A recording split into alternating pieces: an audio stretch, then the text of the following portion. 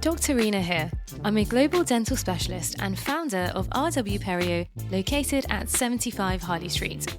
Welcome to season 3 of my podcast, Life and Smile, where we talk about everything dental, lifestyle, business, and much more.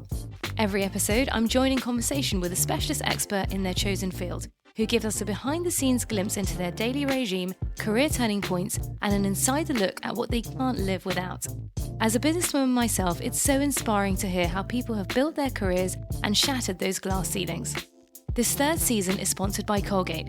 Committed to sustainability, they're obviously a household name, and as a dental expert, they are my personal fail-safe go-to to ensure my smile is always looking and feeling its healthiest. So, let's get the conversation going. As both a dental expert and entrepreneur, I see firsthand on a daily basis how the media industry plays an invaluable role in the world of business, and one that I've been particularly keen on exploring further with an insider insight for our third season on this podcast, Life and Smile.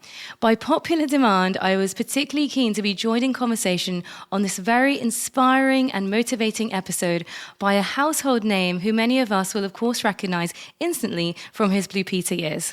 He has since gone on to create a hugely successful career across the media industry as a sports broadcaster, speaker, author, and notably president of Blood Cancer UK. It is, of course, Simon Thomas. Hello. Simon, a very warm welcome to Life and Smile, and so delighted to have you here on Harley Street. I like that intro. I always get a bit nervous around intros. 'Cause some people like to really blow their own trumpet, and they give people a bio and say, read this. Yes. And that was nice. Wasn't too grand. Not too Spot underplayed, right down the middle. Thank you. So, just to fully recap, many of our listeners will have followed you since you were a renowned Blue Peter crew member, as you describe yourself. You were on the show for 6 years, of course, and went on to present live Premier League football on Sky Sports as a sports broadcaster. But let's take it back. So, how did it all begin, and what kind of prompted you to start your career in this industry? What prompted it was because sometimes you'll hear, particularly from Blue Peter presenters, like it was a childhood ambition. I watched it as a kid, loved it, but I don't think I ever dared believe that one day I would end up presenting it. It was really at university. So I was at Birmingham University in the early 90s. Right. And we had, a university have lots of different societies, obviously lots of sports clubs. And there was one called Guild TV, and they had their own TV station, a little studio in the Guild of Students, and a proper gallery where they'd got all this second-hand equipment from the BBC. They had studios called Pebble Mill in Birmingham, not there anymore, but it was back in the day, and they'd got all these second-hand equipment, so proper studio, proper cameras, proper gallery. And I signed up when he had that sort of big Guild fair at the start of university life. So I started sort of doing a kind of runner's job on it, and then they asked if I'd present this Friday lunchtime programme called The Lunchbox. Now, I've not seen it for years, but I remember seeing tapes of it back later on in my broadcasting career. Gosh, it's toe curling. It's so bad. But you've got to start somewhere. For sure. And no one watched it. It went out on all the TVs in the Guild of Students, in the bars and stuff. Literally nobody watched it. It was on mute. But it was great training, and I just got a bug for it. And I remember when the moment came to leave university, we'd done the final Lunchbox in the summer of 95, so I'm aging myself here. And the girl I'd worked with on it for a while, who's since gone on to work in television herself, she said, what are you going to do now, career-wise? And I said, I don't know, I think I might give broadcasting a try. I think I might try and go for Blue Peter. And she said, do it. And that was kind of a bit of a green light. But in the end, it was 3.5 years. I mean, I wasn't working too far from here for 2 years, paying the bills in London at Selfridges. I was selling suits, trying to get a break. I was running at Children's BBC at the weekends. I ran at a radio station called LBC. They're still very popular. When it was in Hammersmith and not now in Leicester Square. And I applied for Blue Peter twice and got nowhere. Anyone listening who's tried for jobs and you get that letter that says, we'll keep your details on file. We all know that's code for N-O, no. They're not going to keep my details on file. And then to cut a long story short, I'd kind of given up on the broadcasting dream. I gave myself 3 years. We got past 3 years at this point. And then there was a rather famous sacking at Blue Peter with a guy called Richard Bacon, who lots of people know the story of what happened to him. So suddenly there was this opening. And someone in the office that I was then working, I was working for a charity, said, you've got to give it one last go. And I went, oh, I can't go through the disappointment. I don't want to get my hopes up. She said, no. And she'd worked in TV before, said, give it one last go. So I did. I sent my showreel tape in, waited a little bit, waited a couple of weeks for everything that had happened with Richard to cool down. And then eventually got an interview. You had to do a little piece to camera that they surprised you with at the end in the Blue Peter Garden in Wood Lane at Television Centre, where it was then. It's now up in Manchester. And then it was a very long process. They were just trying to make sure they got the right person, given there was going to be so much interest in who it was. Sure. Then I got the famous audition. And then late on in 1998, that was it. I got it, which was... I still look back on it. It's a long time ago now, but it was one of the most amazing stroke surreal moments of your life. That you'll never forget. No, never. And in terms of kind of, what you enjoyed about it, what prompted you to initially get into it? Is it just you enjoy, like, what was it that you liked about it, even when you were doing it at university? In terms of broadcasting, I don't know. I guess when you try and describe this, it can sound quite self-indulgent, a little bit arrogant, a little bit boastful. I just like communicating. I really enjoyed it. It's not something that everybody feels comfortable with. I've always felt very comfortable in front of a camera. Yeah. And obviously with Blue Peter, as I watched it as a kid, I loved the adventure of it. I loved the travel, the fact that they were putting presenters outside of their comfort zones. Right. Then all the things like the makes and the pets and all those kind of things. Yeah. It was boys' own stuff for me growing up. Yeah. So once I got the bug for broadcasting, that was the obvious one. But I knew the chances of me actually landing it were minute. When Richard got sacked, there were over 1,000 showreel tapes were sent in.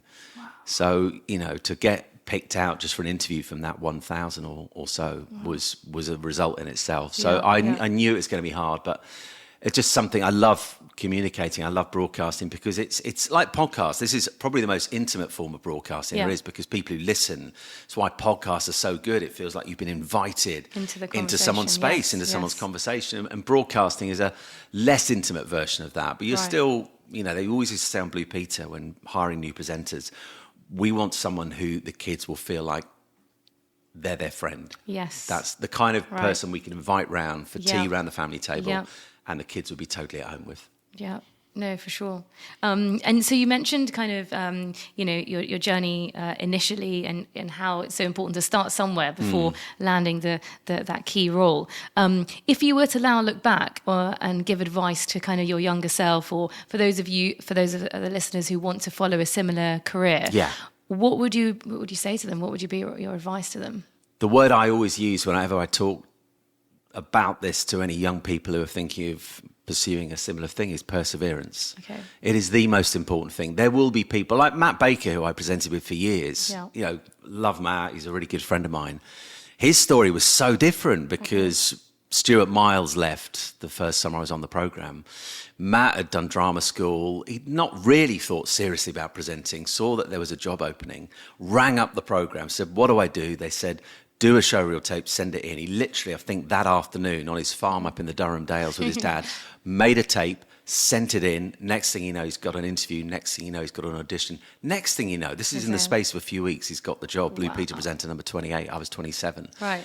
So his story's so different to mine. But for a lot of people, it is similar to mine. There will be knockbacks. There will be people like I had a guy in a very senior position at the BBC when I was running, and I'd done a CBBC audition to be in the broom cupboard, as they called it then. Yeah.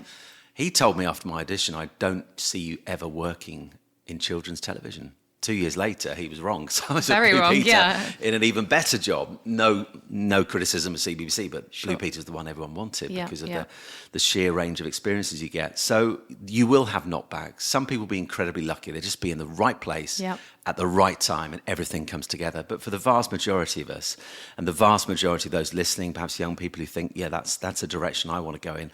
And I say it to my son as well. He got obsessed, and he's still obsessed with YouTube, and he liked the idea of one day being a YouTuber. Right. And I didn't want to crush those dreams, but I remember sitting down with him a year or so ago and saying, okay, Dan TDM, who you watch all the time, who plays Minecraft and all these games, do you understand how much work goes into what he does and how long it's taken him to build all those subscribers up like yourself, to tune in, day out? Yeah. It takes hard work. And it's the same with this. You will have people telling you, no. You will have stop signs sometimes raised up. Sure. You will feel on some days that it's never going to happen. You have to hang in there. You have to take the knockbacks. You have to take the failures, because one day you'll get to where you want to be. It might look slightly different to what you first imagined, but you can still get there. Yeah, I know, completely agree. And I guess that point you made earlier about it was that final try of someone pushing you to say, actually, just give it another go. Yeah. And I find it's always at that final point where you're just about to, say, actually, I don't want to do any more. And then you try and it's like, you get it. So it's that totally. For sure, perseverance. And I had the same with going into sport. Right. I was sat in front of the head of BBC Sport at the time. Okay. With everything in the last year on Blue Peter, because I'd made noises quite early on. I wanted to get into sport next. So I was doing a little bit for BBC Sport by the time I left Blue Peter. But then I sit down when it comes to crunch time with the head of BBC Sport. And he says, like that CBBC editor said all those years ago, I just don't see a kids presenter working in BBC Sport. And that was the end of that. Now, I could have just been crushed by that and gone, that's it. There's no chance. Never going to make it into sport. But I thought, no, there's a no in that particular area of sports broadcasting. There might be a yes somewhere else. Went to Sky, and a few weeks later, I've been signed up. Yeah, that's pretty amazing. I think most people, when they hear that from someone super experienced at the top of their game saying no, it can crush you. It can massively crush you. So, but how did you get over that? Like in terms of mindset, obviously you've said, could there be another part of sports that you were interested in? Or did you just say to yourself, like, I don't care what they think, I'm just going to keep trying? Like for someone who's faced those no's, how do you get over that? Well, you've got to be honest about it. Initially, it's crushing. It really is, because I'd put not all my eggs in one basket, but everything just sounded really, really positive and encouraging that probably BBC Sport was where I'd go next. And I didn't expect to start on Match of the Day level, but I wanted to kind of go in as a reporter and learn my craft. I had the broadcasting experience, but not sports journalism experience. I needed to learn a new skill. And I remember having been told no by this guy and then leaving Blue Peter in the April of 2005. Had this massive leaving show and it was amazing. You felt king of the world. It was sad, of course it was. And then being sat the next day in a pub in Battersea in London where I was living at the time with a mate of mine. I remember turning around to him and just said, I've just had the most amazing 6 years of my life. The most amazing. And now I've got no job. Wow. And so in those moments when someone says no, it can crush you. Yeah. But it's about how you come back from that. And eventually over time I just went, look, okay, that is a no there. That avenue for now has closed. Doesn't mean there's other doors. There's no other doors available. That's the great thing, particularly in broadcasting now. Yeah. The landscape compared to when I started in the late 90s to now, it's incomparable. The opportunities are vast. So I say to young people now, you've got the opportunity I never had. Yeah. You can put your stuff out there for people to see, whether it's on YouTube, whether it's on social media. Yes. The opportunities to kind of begin to sell yourself were not there when I started. You had to physically send a VHS tape. For those of you wondering what that is, it's a large sort of cassette that you used to put in a machine and press play. You'd send one of those in, send it through the post. Now it can be all online. So it's those kind of experiences can finish some people off in terms of ambitions, but I think the ones who are going to make it, the ones who go, okay, that's a blow. For now, it does feel crushing, but actually then channel the disappointment and turn it into a positive energy to go, actually, I'm going to go again. Yeah. I'm not going to be defined by this. I'm not going to take this as the final no on this. There are other avenues. Yeah. Let's start exploring those. And sometimes it's nice to prove people wrong as well. It's delicious. It's a great feeling. Really nice. I remember sitting with that CBBC editor in a bar after we'd done some outside broadcast a couple of years later. And I knew him a bit by this point, but he'd never really acknowledged what he'd said. Right. And I said to him, do you remember a couple of years ago what you said? And he went, I said, you said I'd never work in children's telly. He went, yeah, well, sometimes we're wrong, aren't we? Yeah. And sort of laughed it off. But it was a nice moment. Yeah. I remember when I first set up my specialist clinic, I did it straight after uni, and I had all the kind of professors at university say, are you sure you want to do this? This is super high risk. I wouldn't advise it. And I was like, actually, I'm just going to give it a go. And now when I look back, thank God I didn't listen to them. So have you heard from any of them? I do bump into them, but I haven't quite rubbed it in yet. So there's plenty of time for that. I think they were trying to advise me correctly, but I think it's sometimes you got to go with your gut. Yeah, 100%. For sure. On a lighter note, in broadcasting, I mean, you've done so much so far, but have there been any kind of outtakes, funny outtakes along the way that you'd kind of never lived down? I mean, there must be quite a few in terms of TV broadcasting. Any funny moments that you always remember? Well, there's one that always gets played. You get those outtakes programs, and it's always the same one. Right. And if there's ever a Blue Peter anniversary, they always dig this one out. So one of the things I loved about Blue Peter, alongside all the adventure side and the travel, was that you just do some really surreal things. And I remember one Monday afternoon, I think it was Burns night. Right. And within this Burns Night show where we had the Royal Scots Dragoon Guard, the bagpipe players coming in right at the end of the show, and a lady on a violin playing some Burns Night tune. Within the show on that Monday afternoon, we also had an item on lederhosen and lederhosen dancing. And this featured a group of young lads from a public school somewhere in England. I can't remember where they were from. And Matt and myself were going to dance with them. So we had this section of the show. And I do remember them arriving in the afternoon to do rehearsals, and they were fully kitted up in lederhosen, which is it's an odd look. If anyone knows anything about lederhosen, it's an odd look. They also had lipstick on. This was 14-year-old boys. They were politely asked if they could take the lipstick off for the live show. And there was a bit in the live show after we'd finished with the lads doing this strange lederhosen dancing routine, where Matt and I then had to walk across the studio to where, for the final bit of the show, the Royal Scots Dragoon Guard are outside the massive Studio One doors of Television Centre, which are these giant, heavy metal doors. They are enormous. They're about 30 foot high and about 10 foot wide.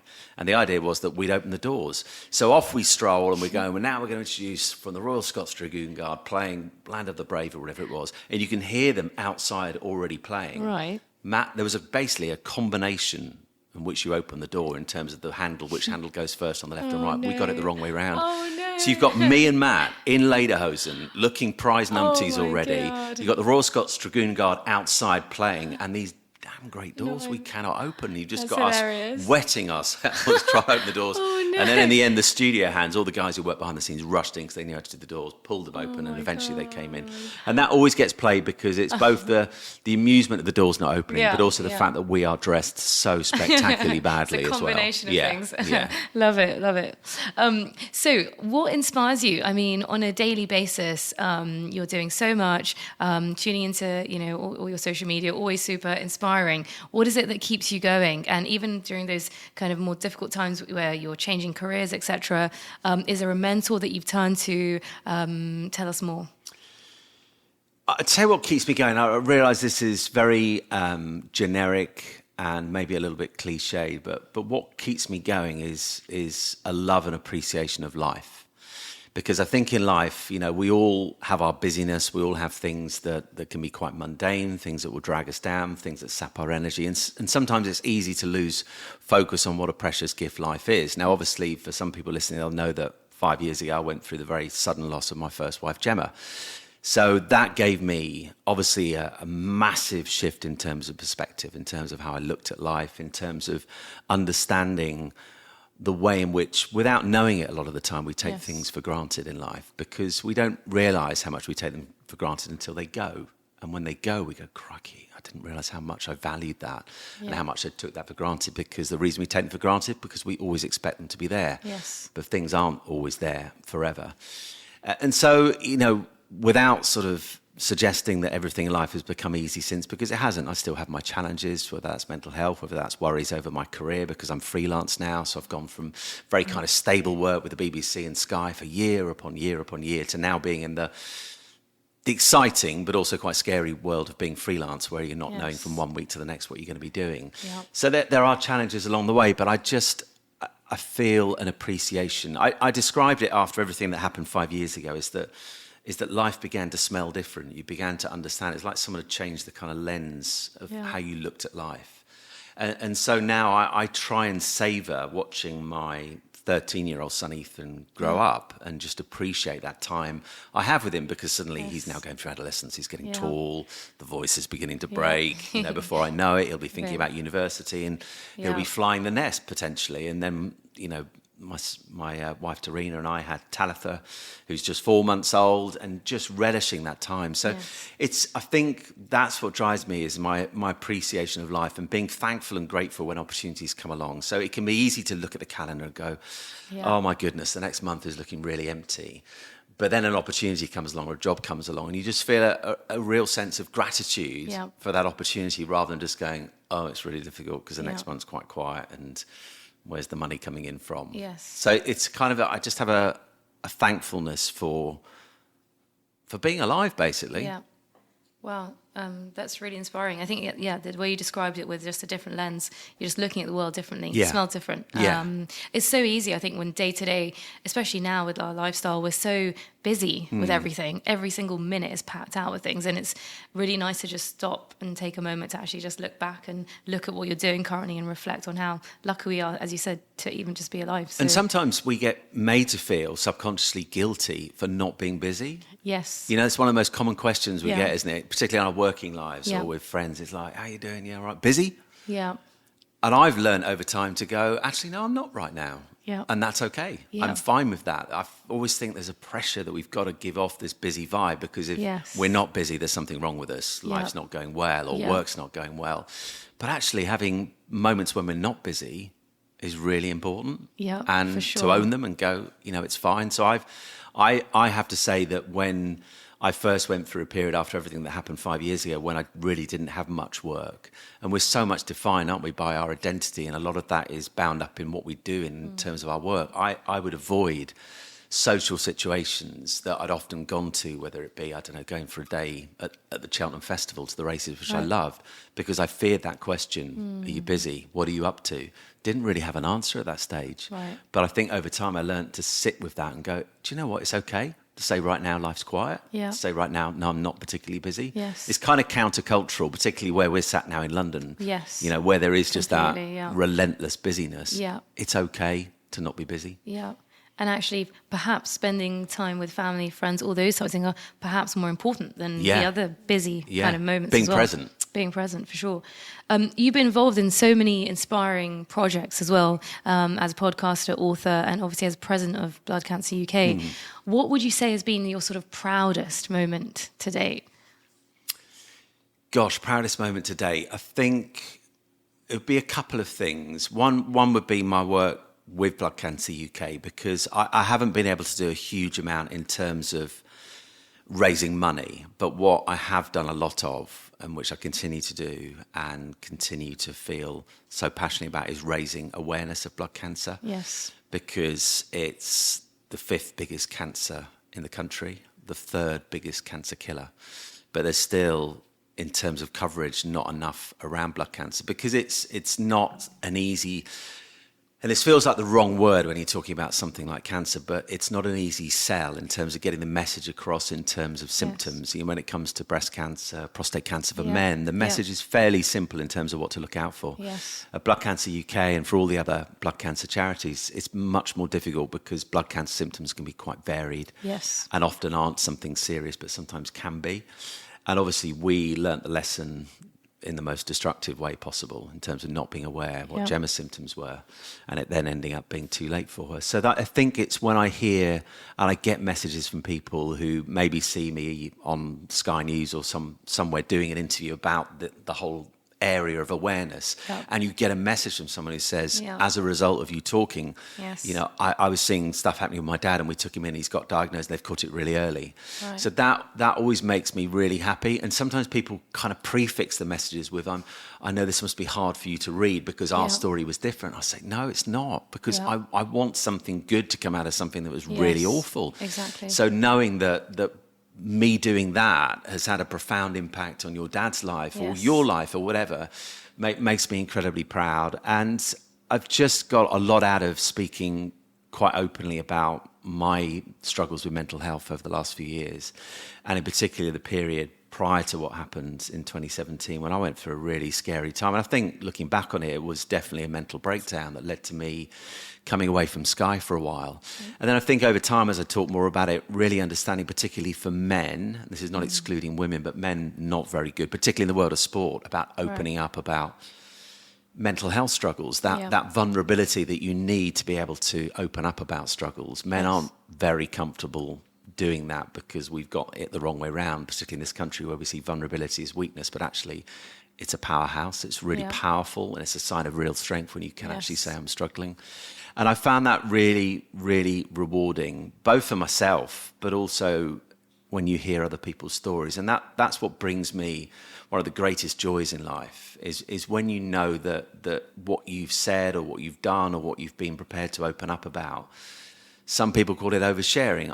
For me, it's it's just enabling people to have those conversations and to go, Yeah. actually, it's all right to Yes. feel like this. I really wish I didn't feel like this. And it's okay to talk about it. And so when I get messages, particularly from guys saying, you know, how much what I've written or talked about has helped them, that makes me just feel really, really good and fulfilled. And it gives you a sense of purpose. Yeah, and you have such a big impact on, and you don't even know when you're having an impact. If you have an impact, they may not even message you. No.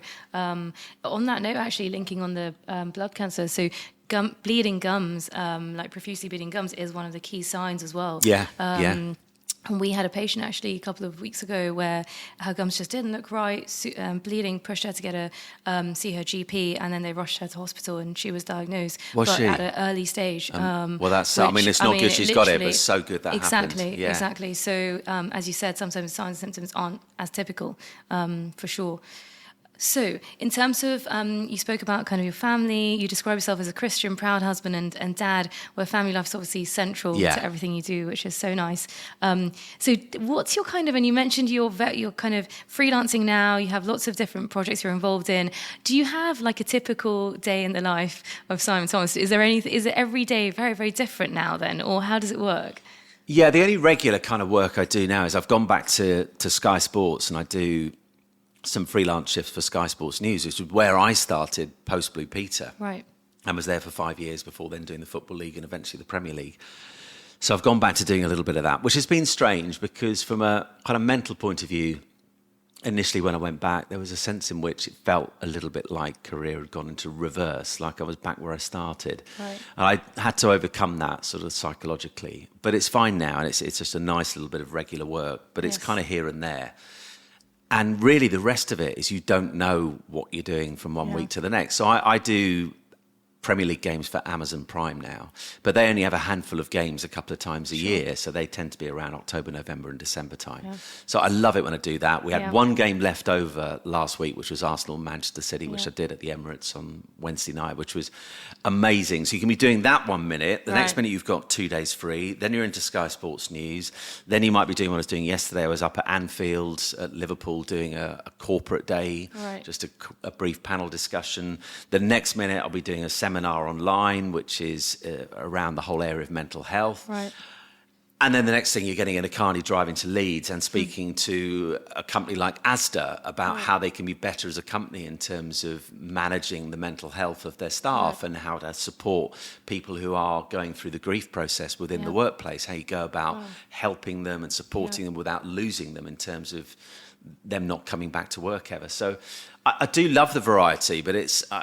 I said it I don't often post on LinkedIn. I haven't quite got the handle on LinkedIn and how it really works. But anyway, I did a post on kind of freelancing the other day, which I got loads of responses to, particularly from the industry I work in, saying that it really isn't a good thing to be involved in if you're faint-hearted. Okay. If you struggle a little bit with anxiety, freelancing is not good, because you will have moments where I've had really busy 2 weeks, 3 weeks, 4 weeks, like I had over Christmas, and then you turn the page and get into January and go, there's not a lot happening. So it's about holding your nerve. Yeah. But I like that aspect of it, and I like kind of not knowing what might be around the corner next. Yeah. So on the way here, I've had a text from my agent saying, what are you doing on June the 19th? I did say I'll have to check when I get back home, but already I'm intrigued. What's that going to be? Is it going to be a really interesting job? Is it going to be a bit dull but quite well paid? You just don't know. So I do love that variety. And I always, coming back to what we were talking about right at the start, when I was at university, I never ever wanted to do an office job. I never wanted a 9 to 5 where every week felt fairly similar to the week that went before and the week that comes after. And so I count myself as really, really blessed that I managed not to be that person I didn't want to be and ended up with an amazing job at the BBC where variety was absolutely, as we kind of touched on already, was the spice of life on that programme. Yeah. And now I'm in a very similar place where, from a kind of security point of view, financial planning point of view, well, a 9 to 5 would kind of solve those problems because you'd know what was coming up over the course of the next year. But I'd find that too dull. Yeah. So I'd rather have the nervousness of an empty week or two. And I guess it's nice when it's going to come in waves, but enjoying every part of that wave when you're quiet, when you're busy, and the variety for sure. And also being around at home more than probably a lot of dads are able to be. I'll be home when Ethan gets back from school today. I'll get a bit of time with Talitha before he gets back. And I know that's not the story for lots of parents. So I count myself again as blessed that my work pattern allows me that time. And I think at the end of the day, it's so important we enjoy what we do, because we spend a lot of our time doing that work as such. And if you're in an office where you're not so interested, some office jobs are amazing, but if you're in a job where you're not happy and you spend most of your life doing that, then, you know, it's good to reflect and perhaps switch that up. Well, thank you so much. That was such an interesting, inspiring conversation. I know you're super busy with so many projects, so thank you for making the time. Hey, it's a pleasure. And we look forward to inviting you back to Harley Street very soon. Thank you. Thank you.